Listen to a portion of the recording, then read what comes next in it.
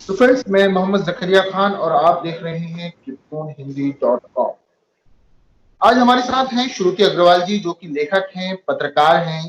इंदौर से हमारे साथ आज हमसे जुड़ी हुई हैं। आज हम चर्चा करने जा रहे हैं सोशल मीडिया के इस दौर में, जो सोशल मीडिया का प्रभाव हमारे जीवन पे पड़ा है, जिस तरह से सोशल मीडिया का उपयोग एक वर्ग एक अच्छे कामों के लिए कर रहा है, पत्रकारिता के लिए कर रहा है, कुछ लोग मनोरंजन के लिए कर रहे हैं, तो वहीं कुछ ऐसे भी लोग हैं जो सोशल मीडिया का उपयोग ट्रोलिंग के लिए कर रहे हैं। ऐसे कई अलग अलग तरह के लोग सामने आते रहे हैं। तो आज सोशल मीडिया का उपयोग किस तरह हो रहा है, इस पर सोशल मीडिया और हम, निगेटिव एवं पॉजिटिव, इस विषय पर बात करेंगे। श्रुति जी, आपका स्वागत है tribune-hindi.com पर। देखिए जाकरिया जी, बहुत सिंपल बात है कि हर सिक्के के दो पहलू होते हैं। इसी तरह सोशल मीडिया के भी दो पहलू हैं, एक अच्छा एक बुरा। सबसे पहले मैं कहना चाहूंगी कि सोशल मीडिया एक न्यू एज मीडिया है। आज की तारीख में हर एक व्यक्ति पत्रकार है। सोशल मीडिया ने हर एक व्यक्ति को यह ताकत दी है कि वह अपनी बात दूसरों तक पहुंचा सकता है। बहुत पहले जब हम लोग छोटे थे तब लेटर टू एडिटर का एक बहुत महत्वपूर्ण हिस्सा होता था अखबार में। संपादकीय के नीचे लगभग आधे पेज में आता था और कई बार सिंगल कॉलम से भी कम जगह पर छपी हुई कोई भी चिट्ठी अगले दिन एक बहुत बड़ी स्टोरी का रूप ले लेती थी। एक आम व्यक्ति अपनी जो परेशानी है वह संपादक तक पहुंचा पाता था।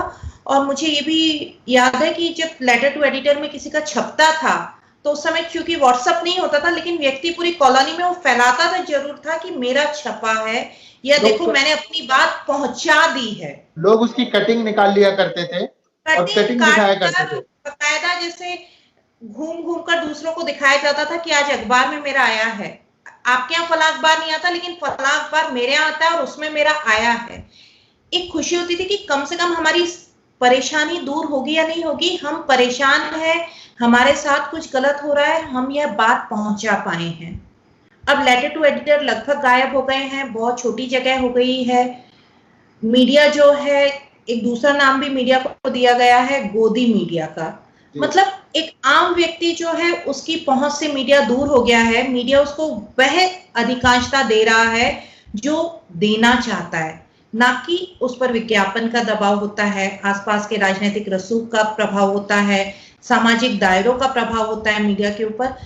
तो एक व्यक्ति जो अपनी बात कहना चाह रहा है वो इस न्यू एज मीडिया के जरिए कह सकता है। हमने सबसे ज्यादा, अगर मुझे लगता है इंडिया में कुछ देखा तो इंडिया अगेंस्ट करप्शन वाला जो मूवमेंट शुरू हुआ था वो पूरा सोशल मीडिया से शुरू हुआ था। उसके बाद बहुत सारे किसान आंदोलन हैं जो व्हाट्सएप के जरिए किसान एकत्र हुए, आपस में जुड़े और आंदोलन शुरू हुए।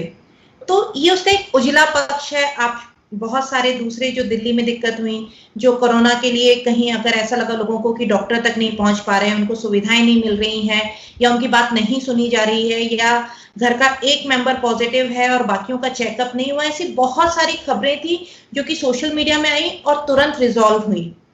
दूसरी तरफ बंदर के हाथ में उस तरह, मुझे याद है कि एक खबर, ये बात आपने कही, बंदर के हाथ में उस तरह, मैं इस बात को मतलब बड़ा एक अहम टॉपिक मानूंगा आज की इस चर्चा का, कि सोशल मीडिया का ये वाला जो रूप है हम देख रहे हैं, ये किस तरह से सामाजिक बिगाड़ या यूं कहें देश के लिए बिगाड़ की वजह बन रहा है। ये बहुत भयावह है। कोई घटना घटती है, 10 मिनट के अंदर हम टिप्पणियां देखने लगते हैं, आम से लेकर खास व्यक्तियों की। हमें याद है कि जब हम लोग अपने अखबार में लिखना शुरू किए थे तो एक सिंगल कॉलम खबर भी सबसे पहले लिखी जाती थी। उससे आपका सीनियर देखता था, फिर आपका डेस्क हेड देखता था, फिर आपका संपादक देखता था। उसमें कई कमियां निकाली जाती थी, कई सुधार होते थे।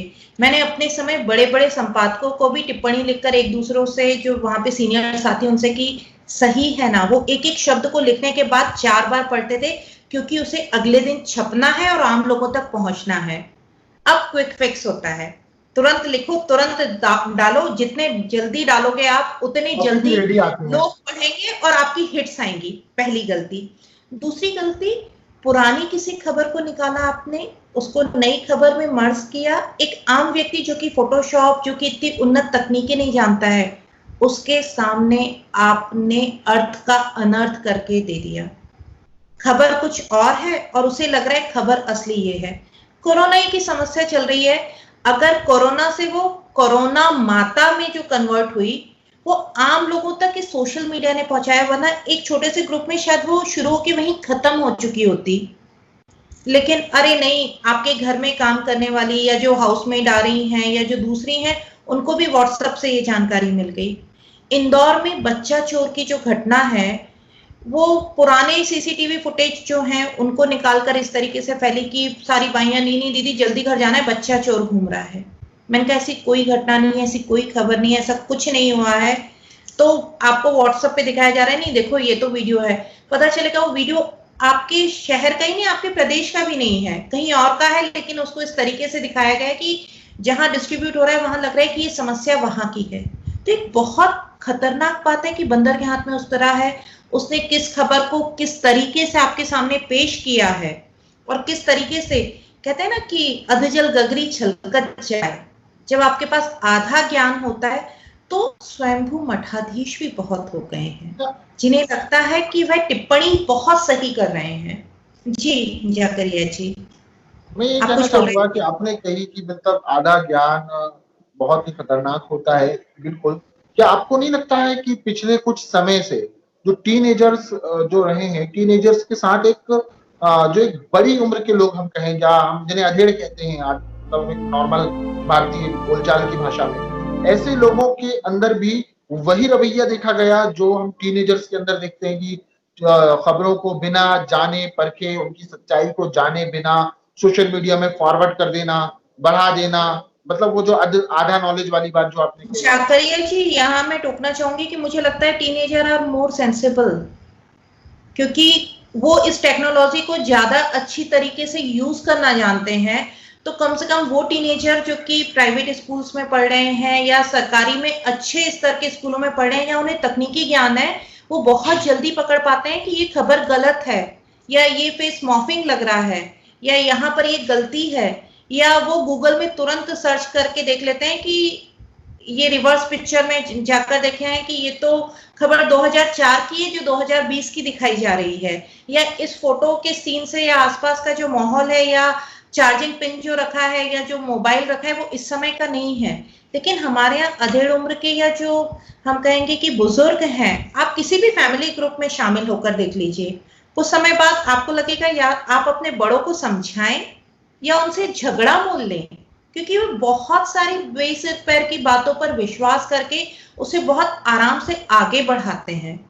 दूसरी सबसे बड़ी चीज ये है कि अगर हम कहेंगे सोशल मीडिया की अच्छी चीज ये है कि आपको फ्री का नॉलेज मिलता है, लेकिन फ्री में जो नॉलेज मिलता है उसकी बहुत सारी दिक्कतें भी हैं।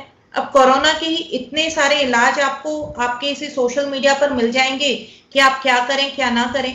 अभी शहर में कुछ समय पूर्व की घटना है, सोशल मीडिया पर एक बहुत खबर वायरल हो रही थी कि किसी व्यक्ति को खड़े नमक में रखा जाए उसकी डेड बॉडी को, तो उसमें जान वापस आ जाती है यदि वो डूब कर मरा हो तो। एक ये परिवार बहुत ज्यादा वायरल था ये। हाँ, एक परिवार ने ऐसा करके भी देखा।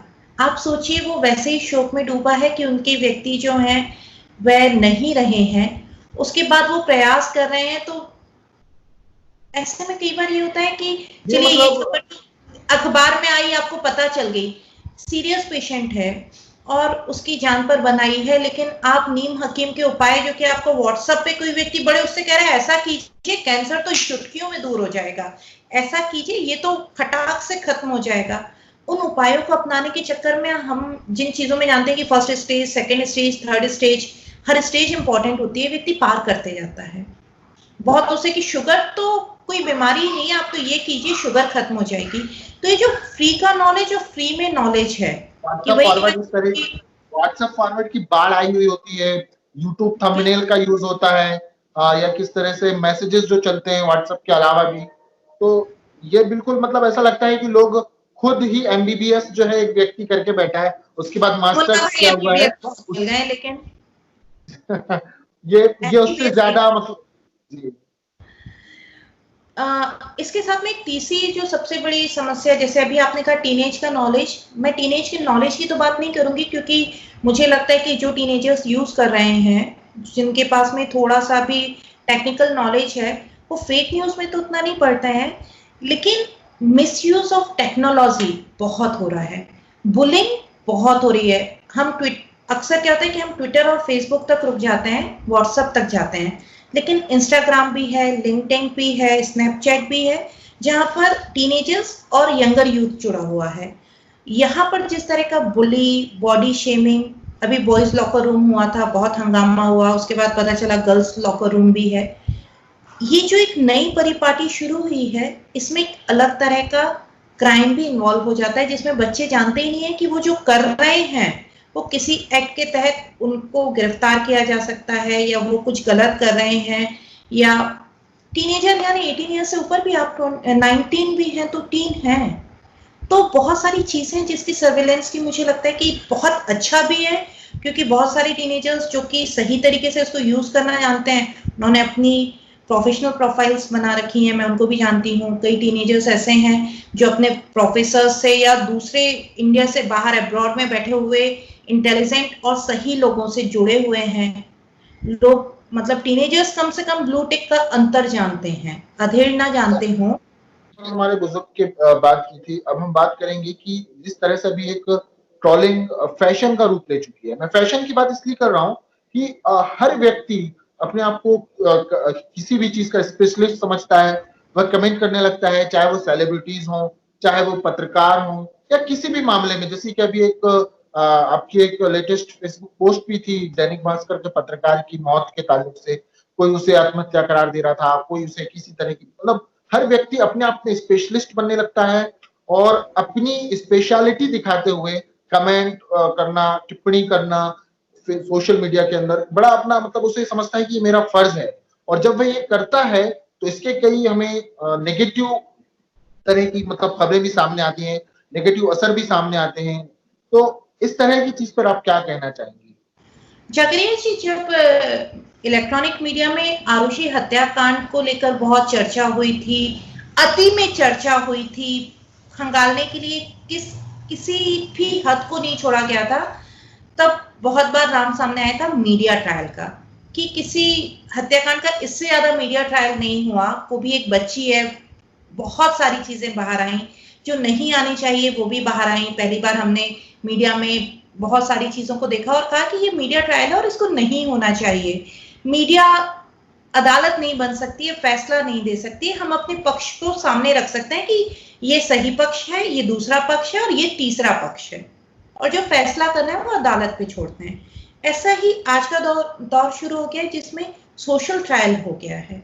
कुछ भी हुआ नहीं कि सही या गलत कहना शुरू कर देना, रुकना नहीं कि अगर उस पर जांच बैठाई गई है या चीजें हैं, आप जांच की मांग कीजिए, आप अपने पक्ष सामने रखिए, लेकिन उस पर फैसला मत कर दीजिए। फैसला कि ये कारण था इसलिए ऐसा हुआ, ये था इसलिए ऐसा होगा। सुशांत सिंह राजपूत ने आत्महत्या की, उसके बाद आपने उसके फोटो धड़ाधड़ आपने सोशल मीडिया पे डाल दिए, ऐसा था वैसा था, दुपट्टे का रंग ये था, इसका ये था। आप किसी की निष्ठा में कितना घुस सकते हैं ये आपको ध्यान रखना है, क्योंकि आपकी निष्ठा भी सोशल मीडिया के कारण खत्म हो रही है। कोई मेरी निष्ठा में कितना घुसे इसका बैरियर मैं लगाऊंगी, तो आपको ये बैरियर साथ में लगाना है कि आप किसी की निष्ठा के अंदर कितना घुसते हैं। साथ में आप किसी को भी सोशल ट्रायल पे नहीं डाल सकते हैं।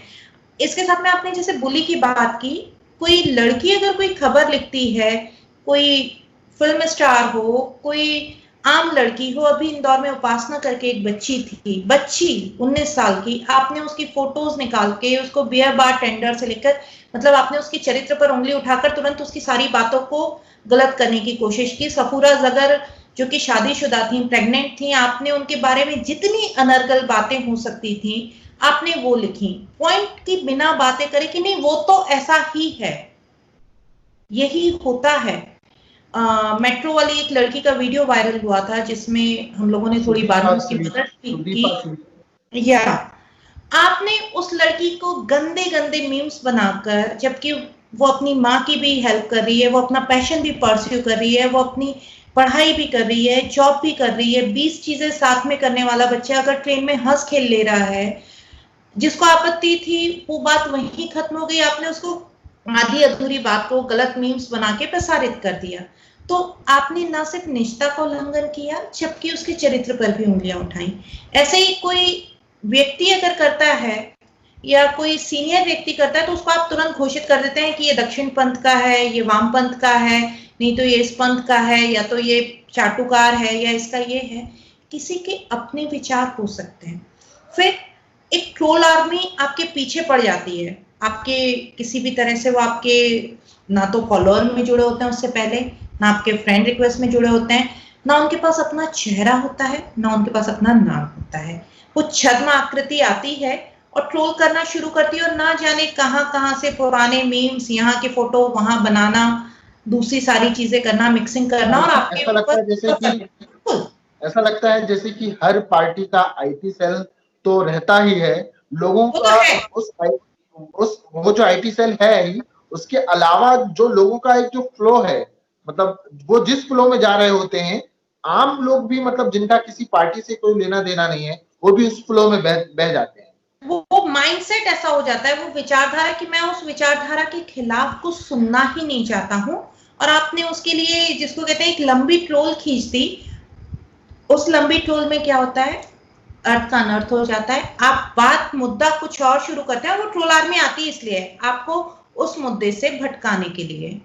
आप उस मुद्दे से भटक जाते हैं, या फिर वो लोगों के सामने इस तरह से क्रिएट कर देती है कि आपका जो मुद्दा था वो मुद्दा गलत है, आप तो राष्ट्रद्रोही हैं, या आप फलाना पार्टी से संबंधित रखते हैं, या आप ढिकाना पार्टी के मेंबर हैं, या आप फलानी विचारधारा है, या आपके परिवार के आसपास के यदि आप कोई थोड़े से भी सेलिब्रिटी किस्म के इंसान हैं, या फिर कोई आम ही उसका निकाला जाएगा पूरा कि क्या है क्या नहीं है और थ्रो किया जाएगा।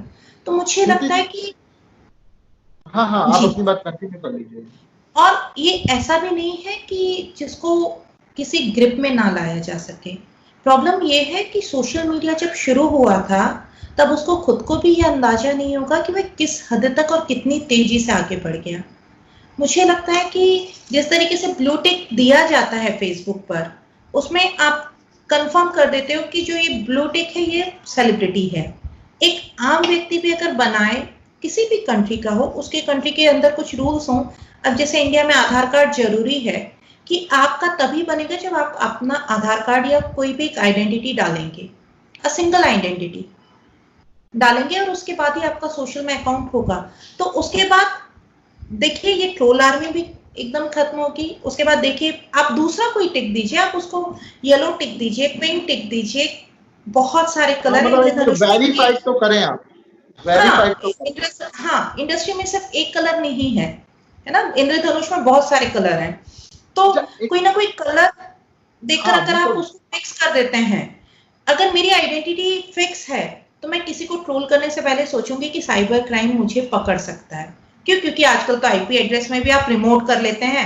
आप बैठे किसी इंडिया के पार्ट में, लेकिन आपने अपना आईपी एड्रेस कहीं सिंगापुर से रिमोट कर लिया, आपने ट्रोल आर्मी वाला खटखट काम किया, उसके बाद में आपने जो बनाया था आपका वो पेज डीप वेब में जाके उसको डिलीट कर दिया, सारे निशान मिटा दिए। तो मुझे लगता है जब सोशल मीडिया इतना बढ़ गया है तो इस पर किसी ना किसी तरह का रिस्ट्रिक्शन होना बहुत जरूरी हो गया है। जी जाकरिया जी। मैं चाहूंगा कि अब चूंकि हमारी बातचीत बहुत लंबी हो चुकी है, अमूमन सोशल मीडिया में लोग लंबी बातचीत सुनना पसंद नहीं करते हैं, मगर चूंकि हमारा एक बड़ा एक अहम टॉपिक चल रहा था, तो मैं इसे खत्म करने से पहले चाहूंगा कि आप जो इसके नेगेटिव और पॉजिटिव इफेक्ट जिन पर हमने चर्चा की है, आपको मतलब उसको थोड़ा सा कंक्लूड करके थोड़ा सा एक शॉर्ट उसमें एक लास्ट आप अपनी टिप्पणी कि किस तरह के नेगेटिव और पॉजिटिव इसके असर हैं, दोनों को एक शॉर्ट में आप एक कमेंट दें, फिर हम उसको खत्म करेंगे। देखिए, मैं अगर शॉर्ट में कमेंट दूंगी तो पैंडेमिक चल रहा है, कोरोना चल रहा है, तो मैं चीजों को उससे जोड़ना चाहूंगी। तो सोशल मीडिया का सबसे अच्छा जो फॉर्म है वो ये है कि ट्विटर के जरिए आप किसी भी जो ब्लू टिक वाला है, यानी कि आपका सीएम हो, चाहे आपके पीएम साहब हो, चाहे आपके जगह का डीएम हो, किसी से भी डायरेक्ट जोड़ सकते हैं, ट्वीट करके अपनी समस्या बता सकते हैं। सोनू सूद का तो हम सब ने देखा ही कि किस तरीके से उन्होंने मदद की या चीजें हुई। नेगेटिव पॉइंट ये है कि too much wrong knowledge, too much trolling, आपके यहाँ पर जो मुद्दे चल रहे हैं उन मुद्दों से भटकाने के लिए बहुत सारी बातें होना, उसी बीच में आपका किसी डॉक्टर को या किसी दूसरे समुदाय के व्यक्ति को या किसी तीसरी चीज को या किसी महिला को ट्रोल करना। तो ये सारी चीजें इसका पॉजिटिव और नेगेटिव पॉइंट है कि आप आम लोगों तक खास व्यक्ति पहुंच सकता है, खास व्यक्ति तक आम व्यक्ति पहुंच सकता है। अगर पीएम साहब को भी कोई घोषणा करनी है तो वो ट्विटर पे 2 लाइन करते हैं तो वो सब तक पहुंच जाती है, और अगर किसी आम व्यक्ति को उन तक बात पहुंचानी है तो वो भी ट्वीट करके उन्हें जोड़ सकता है। फेसबुक, व्हाट्सएप, लिंक्डइन सब यही काम कर रहे हैं। तो अच्छा भी है कि हम आपस में जुड़े हैं, और बुरा भी है कि हम बहुत बुरी तरह जुड़े हैं कि हम इफेक्ट होते हैं। मतलब मुझे ऐसा लगता है कि हम सब एडिक्ट हैं इससे।